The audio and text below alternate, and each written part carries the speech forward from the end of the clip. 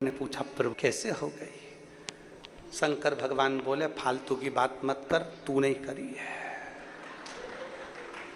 व्यर्थ की बात बिल्कुल मत कर, तू नहीं करी है। मैंने कब कर दी प्रभु? मैं तो आपके चरणों का दास हूं, मैं आपके चरणों का दास, और आप कह रहे हो कि मैंने आपको ऐसी दशा कर दी। तू नहीं मारा है। गणेश जी को, कार्तिकेय जी को, नंदी को, सबको इकट्ठा अपने अंदर कर लिया, लात पे लात मारी, गदा पे गदा मारी, मैंने क्या मारा? शंकर जी बोले वो सेठ जी रात्रि को सोच कर्म करने बैठा था, बोल मारा कि नहीं मारा? तो वो तो गलत सोच कर्म करते करते तुम्हारा नाम जप रहा था, इसलिए मैंने उसको मारा। शंकर भगवान बोले वो कुछ भी कर रहा था, मुझे दिल से याद कर रहा था। मैं समय नहीं देखता और स्थान नहीं देखता, जो मुझे जहां पुकारता है मैं उसी समय वहां चले जाता हूं, इसलिए वो मार मुझे पड़ी, वो मार मुझे पड़ी है।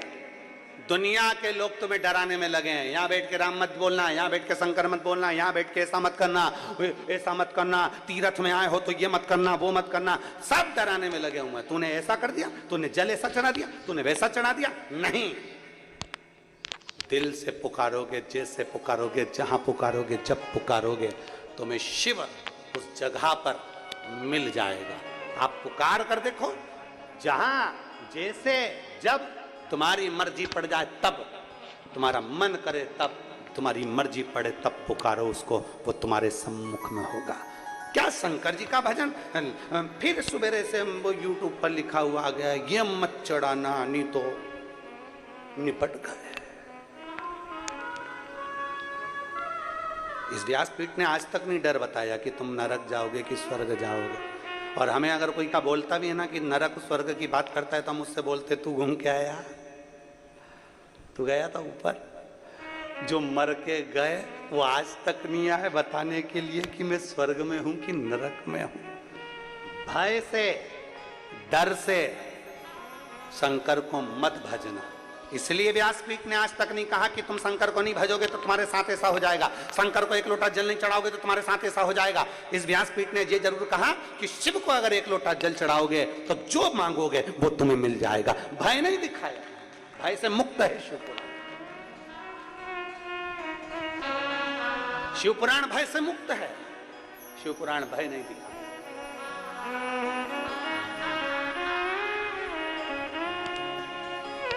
शिव महापुराण भय से मुक्त है। शिवपुराण ये नहीं कहती कि तुम्हें भय दिखाया जाए। फिर निवेदन है,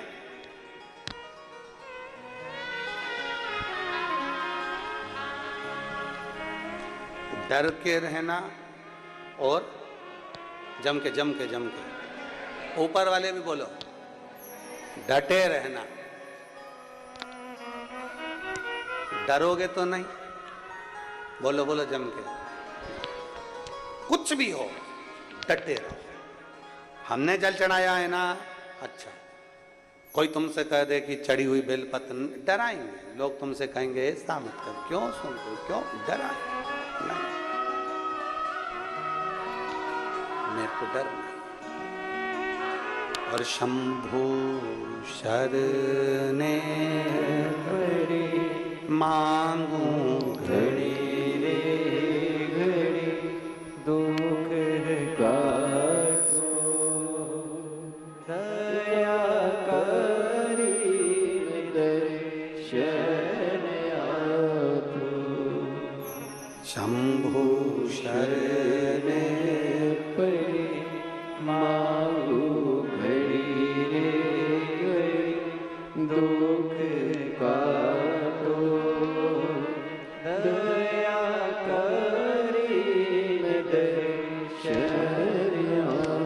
तुम्हारा डटे रहने पर भगवान शिव की अविरल भक्ति तुम्हें मिल सकती है, तुम्हारे डटे रहने।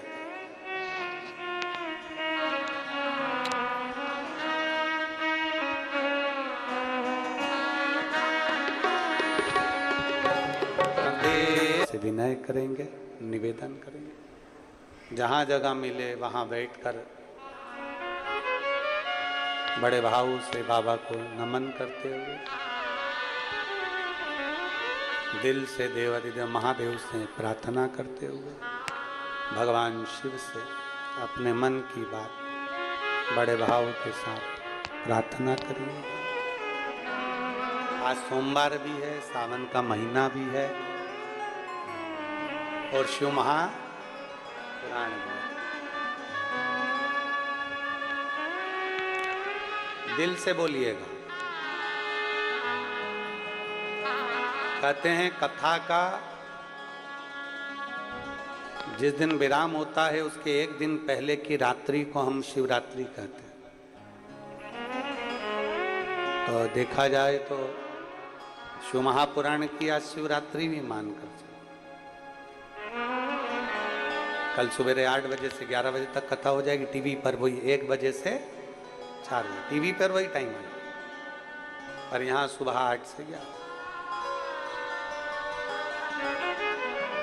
दिल से बाबा को नमन कर प्रार्थना करिए। बाबा से विनती करिए।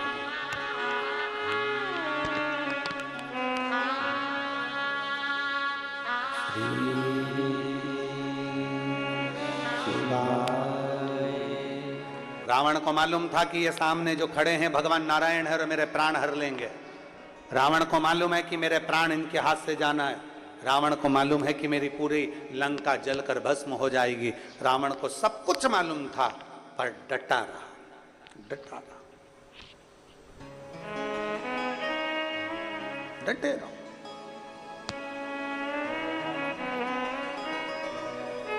और जब हम डटे रहे हैं भगवान शंकर की विरल भक्ति में, जैसे पार्वती मैया डटी रही, कितना बल माता पार्वती में। पार्वती जी को समझाया, उपदेश दिए, पिताजी ने समझाया, माताजी ने समझाया, नहीं है ठीक कि शिव तो ठहरे कैलाशी और गोरा पछताओगी,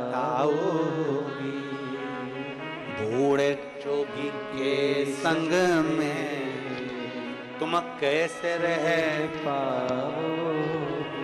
पार्वती जी तुम्हारे जन्म की तारीख मालूम है, पार्वती जी तुम्हारे जन्म का वृतांत मालूम है, पार्वती जी नारायण भगवान के जन्म का वृतांत मालूम है, पार्वती जी ब्रह्मा जी के जन्म का वृतांत मालूम है, इंद्र के जन्म का वृतांत मालूम है, इंद्राणी के जन्म का वृतांत मालूम है, लक्ष्मी के जन्म का वृतांत मालूम है, सरस्वती के जन्म का वृतांत मालूम है, पार्वती के जन्म का वृतांत मालूम है।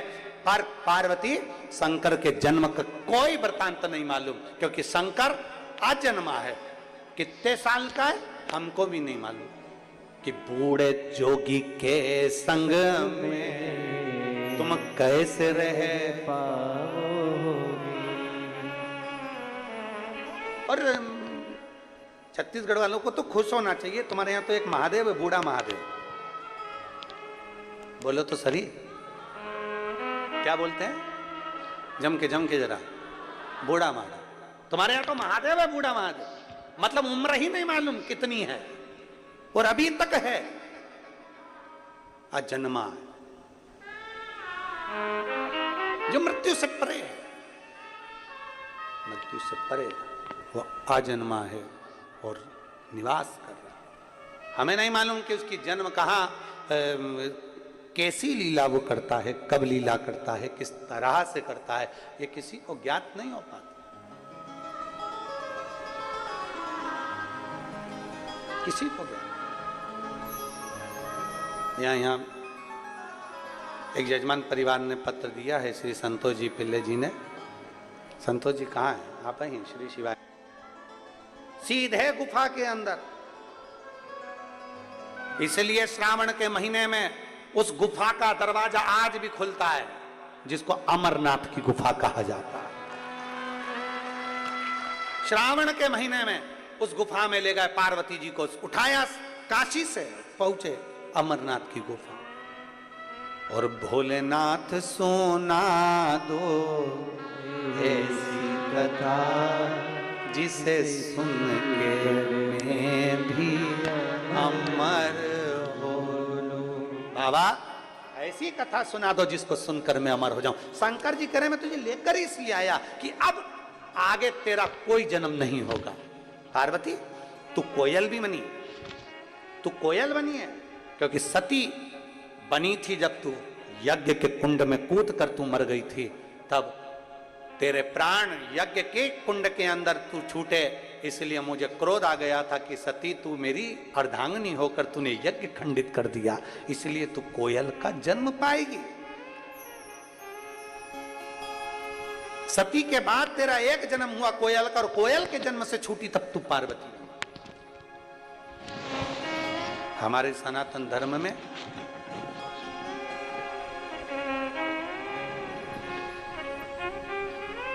एक कोकिला अधिक मास होता है।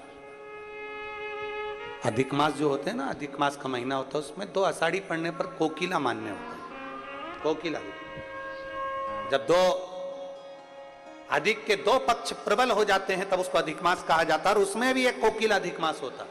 जिस समय पर पार्वती जी ने कोकिला अधिक मास के समय पर शंकर जी की आराधना करी थी, शिव जी की आराधना। और आज भी प्रदोष के दिन यदि पीला जो कनेर का जो फूल होता है, पीला भी होता है और एक श्वेत भी होता है, 2 कनेर होते हैं, दोनों में से कोई भी कनेर आज भी अगर प्रदोष के दिन बाबा की कहीं कावड़ लेकर जा रहे हो या बाबा को कावड़ चढ़ा रहे हो या 2 लोटा जल अपने नजदीक में चला रहे हो, तो कनेर का पुष्प आज भी चढ़ाया जाता है शिव जी को। क्यों चढ़ाते हैं? उसका कारण ये होता है कि हमारे पूर्व का जो जन्म है उसमें हमसे बहुत गलतियां हुई होगी। बाबा हो सकता है उसके कारण बस हमको आज दुख देखना पड़ रहा है, आज तकलीफ भोगना पड़ रही है, आज बीमारी, आज रोग हो जाता है।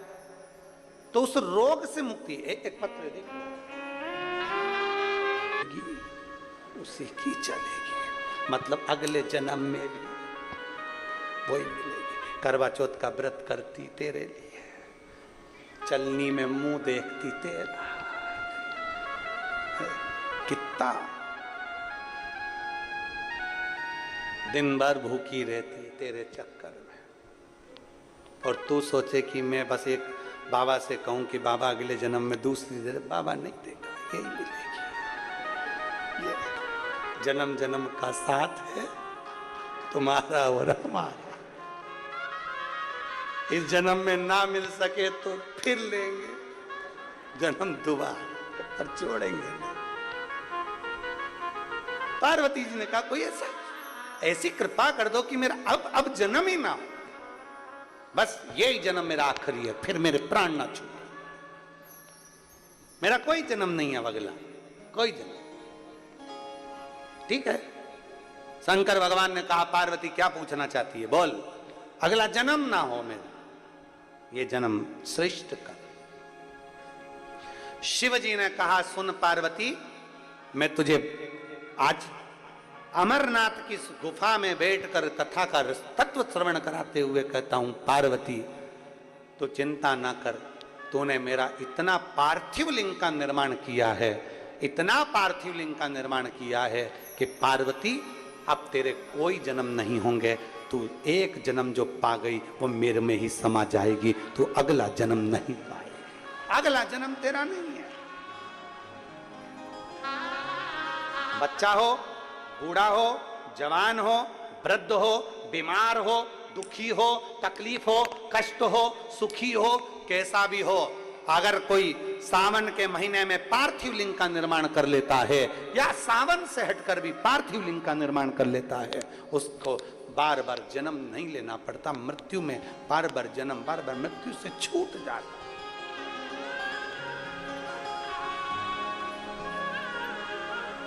जन्म और मृत्यु के प्रपंच से छूट गया। पार्वती जी ने तप साधना कर कर शिव को प्राप्त कर लिया। शंकर भगवान पार्वती जी को मिले, कामदेव जलकर भस्म हुए, शंकर भगवान दूल्हा बने, पार्वती जी के साथ ब्याहने चले। बड़ी विचित्र बारात शंकर जी की निकली। तुम्हारी जितनों बैठे हो ना, तुम सबकी बारात निकली होगी तो होटल से, धर्मशाला से, अपने अपने वीआईपी घर से बारात निकली होगी। जनवासे से, क्या बोलते हैं, जन्माशा बोलते हैं कि नहीं बोलते, जनवासे से बारात निकली होगी। पर शंकर जी की बारात जहां दुनिया के लोगों का एंड होता है वहां से शुरू हुई थी। कहां से? शमशान।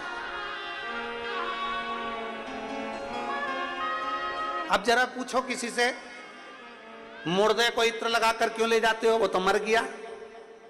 मुर्दे को अच्छे कपड़े पहनाकर क्यों ले जाते हो? वो तो मर गया। स्त्री को अच्छी बढ़िया चुनड़ी उंदड़ी पहनाकर, मेहंदी, महाबूर, पांव में पायल, मंगलसूत्र, मांग में सिंदूर, कानों में बुंदा, नाक में नथनी, लाल चूनर पहनाकर स्त्री को क्यों लेकर जाते हो? पुरुष को अच्छे कपड़े पहनाकर क्यों ले जाते हो शमशान? वो तो मर गया। इस बॉडी को, इस लाश को ऐसा तैयार कर ले जाने की क्या जरूरत है? क्या जरूरत? शिव महापुराण की कथा कहती है 33 कोटि देवी देवताओं में केवल एक देव, अधिदेव महादेव ऐसे हैं जिनका विवाह प्रतिदिन रोज पार्वती जी के साथ होता है। आज भी मल्लिका अर्जुन में शंकर भगवान का पार्वती जी के साथ प्रतिदिन विवाह होता है। प्रतिदिन केवल एक देवाधिदेव महादेव से हैं जिनका विवाह पार्वती जी के साथ प्रतिदिन होता है। बाकी के किसी देवता का विवाह रोज नहीं होता, प्रतिदिन नहीं होता। भगवान नारायण का शालिग्राम जी का जो विवाह होगा तुलसी जी के साथ में, वो कार्तिक महीने में होता है, वो होगा अपनी जगह। कृष्ण रुक्मिणी जी का विवाह होता है तो भागवत जी में आदिक में होता है। पर यहां जो विवाह का वर्णन किया गया, शंकर पार्वती जी का विवाह प्रतिदिन होता है, प्रतिदिन। इसलिए मुर्दे को जब लेकर शमशान जाया जाता है, तैयार कर कर सजा कर लेकर जाया जाता है, क्योंकि वहां मेरे ओघड़दानी का विवाह होगा। तो हो सकता है कि हमारे घर का ये जीव भी शंकर की बारात में शामिल हो जाए और उसका भी कल्याण